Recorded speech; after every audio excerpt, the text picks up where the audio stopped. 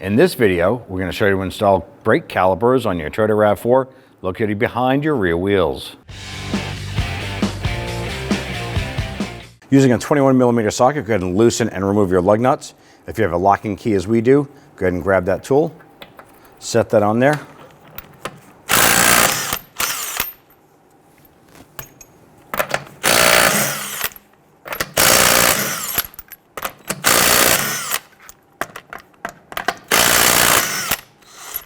If your vehicle has the center cap, you can still remove the lug nuts with that center cap in place. Go ahead and remove that wheel and set it aside. On the back side of a brake caliper, we have two 14mm bolts. These are the slide pins. Loosen and remove those. You can use a ratchet just to pop on in there.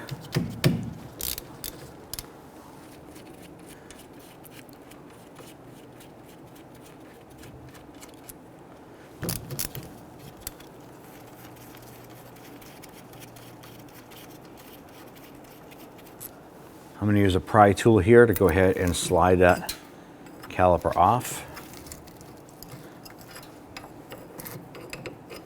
We also have a tool here to hang the caliper.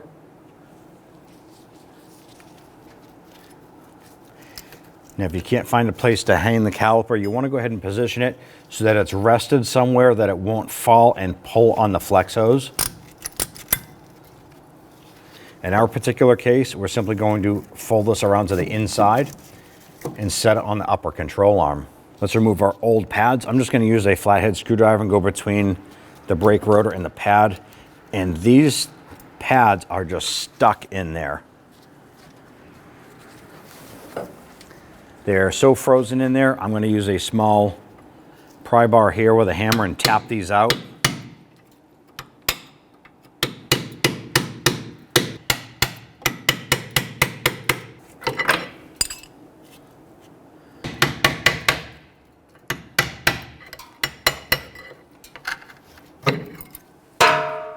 On the back side of our brake caliper bracket, we have two 17mm bolts, one on top, one on the bottom.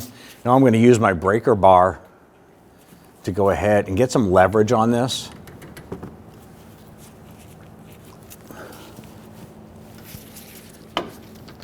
And once I break them free, I'll go ahead and pop a ratchet onto them, but breaker bar is nice to get leverage to make this easier to loosen.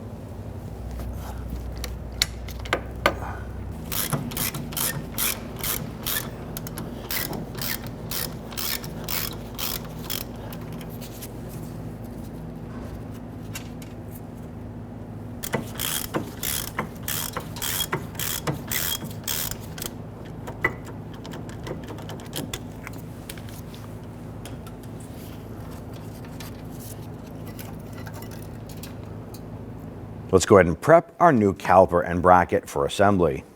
We're going to go ahead and remove our two slider pins here using a 14mm socket.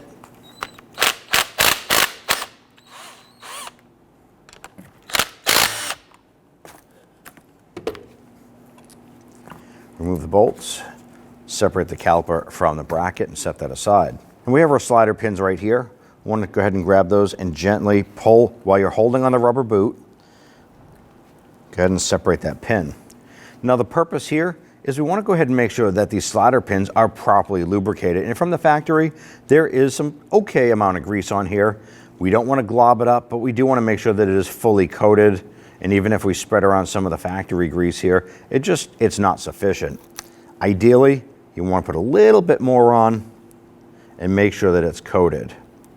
Now, if you put too much on and you go to put this pin in, and you're getting resistance of that pin wanting to push out, well, you got too much grease on there. So you got to take it out, clean some off, and then reinstall.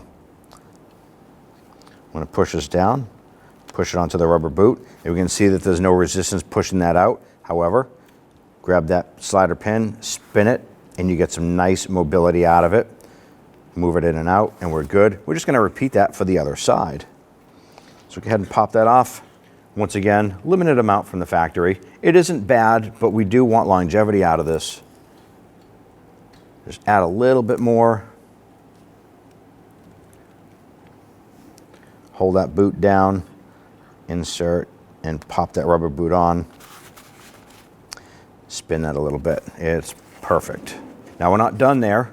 We do want to go ahead, flip it up, and right where the sliders are going to go, we're going to put a little bit of grease there as well. Coat that lightly, use your glove, spread that around.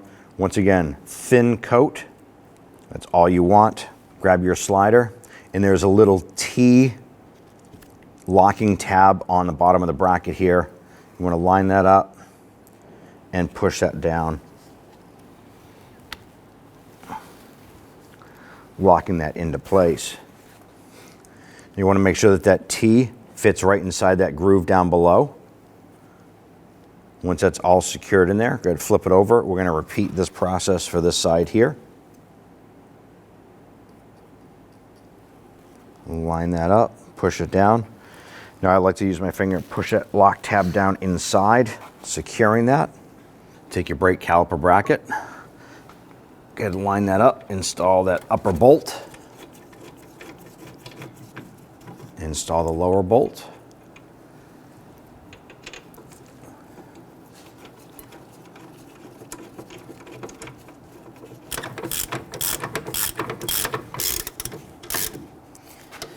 All right, go ahead and tighten those down. Make sure that the sliders are fully seated. We're going to install our brake pads next.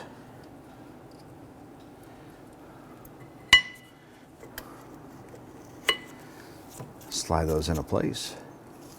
I'm going to take our caliper. I want to go ahead and remove the banjo bolt from the back side. Now there are two copper washers, one on the bolt head side, one on the caliper side. You want to make sure when you remove everything, you want to pull that bolt out and make sure both of those washers are replaced. Use our 14 millimeter. Now you are going to lose some brake fluid, so make sure you have a catch can or a bucket underneath to catch that fluid. Next thing you want to do, take your new banjo bolt. Install a copper washer on that. Feed that through the hose. Install the second new copper washer. Going to take your new caliper, line that up, get that bolt started, and get that threaded in. Make sure that the little tab on here fits into the caliper itself. And we're going to use a 12 millimeter to go ahead and tighten this bolt. Give that a quick wipe. Going to bring the caliper around, slide that over. You're going to push in on your slide pins.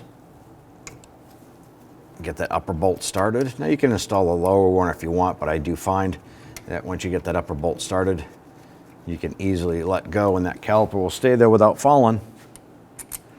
There we go.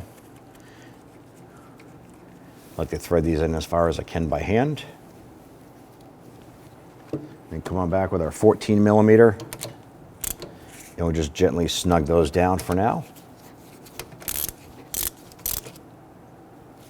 Go ahead and torque the two 17 millimeter bolts down to 65 foot-pounds.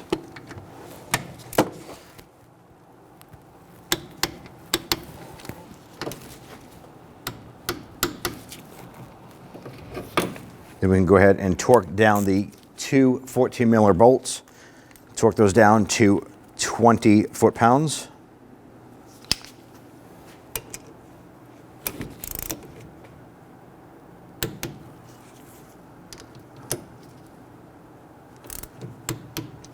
Now on the upper portion here of our caliper itself, there's going to be a rubber bleeder cap. I want to go ahead and pop that off. I'm just going to use my little wrench here and pop that off there. And there is a 8 millimeter bleeder screw. Let's go ahead and open that up. I'm going to give that a couple turns.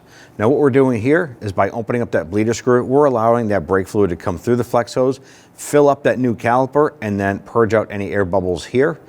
And we're going to let this stay open until we can get rid of any of the air bubbles and we get a solid stream of brake fluid coming out. And we're just watching to make sure there's no air bubbles coming out. There's a couple of them popping still, so we're going to let that fluid continue to drain for a short bit. And at this point, we have a solid stream of fluid coming down. So we're going to go ahead and tighten that. So you want to just bottom that out and then just give it a little bit more. You want to snug it, don't over tighten it. I'm going to use some spray solvent here to clean up any of that residual brake fluid. Give it a wipe down.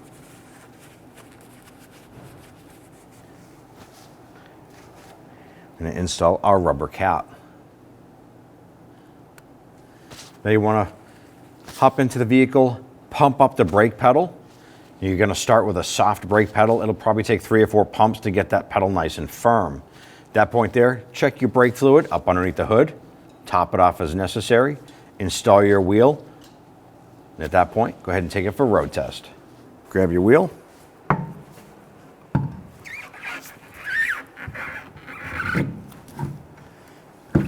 Get that in place. We'll go ahead and start getting our lug nuts installed.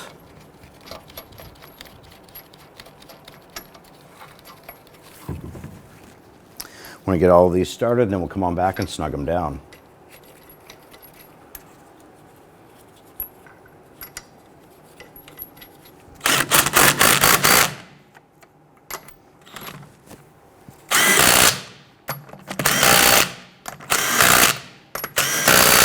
Good, and torque down your lug nuts to 76 foot-pounds.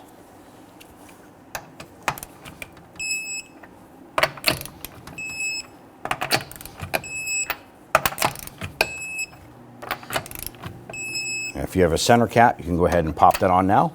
At that point there, you're all set. When only the best will do, demand TRQ. The only company that lets you view before you do. TRQ is committed to offering the highest quality aftermarket auto parts that are engineered for peace of mind. Thanks for using and viewing with TRQ.